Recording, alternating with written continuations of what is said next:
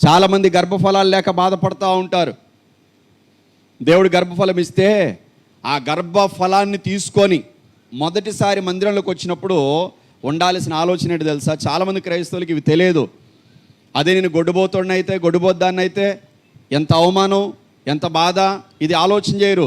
దేవుడు నాకు ఆ గొడ్డుబోత్తానం తీసేశాడు కదా, నేను ఒక గొడ్డుబోతుని అనిపించుకోకుండా ఆ నింద తీసేశాడు కదా, దేవుడు నాకు గర్భఫలం ఇచ్చాడు కదా, ఆయన ఇచ్చిన గర్భఫలానికి నేను ఏమి ఇచ్చాను రుణం తీర్చగలనని మందిరానికి ఆ మొదటిసారి గర్భఫలాన్ని తీసుకొని వచ్చినప్పుడు కృతజ్ఞత అర్పణ, కృతజ్ఞత కానుక తీసుకొని వచ్చి ఆ మందిరంలో వేసి దేవుడిని గణపరచాలి. చాలామందికి అన్నీ చెప్తేనే తెలుస్తాయి, లేకపోతే ఏం తెలియదు. కొంతమందికి తెలిసినా చెప్తే తప్ప చేయరు. దేవుడు ఆ గొడ్డుబోతుతనం తీసేసినందుకు వాళ్ళు చేసిన పని ఏంటంటే 8 లక్షల రూపాయల వాహనం తీసుకొచ్చి అక్కడ ఇచ్చారంట. ఏమండి, గర్భఫలం కోసం 8 లక్షలు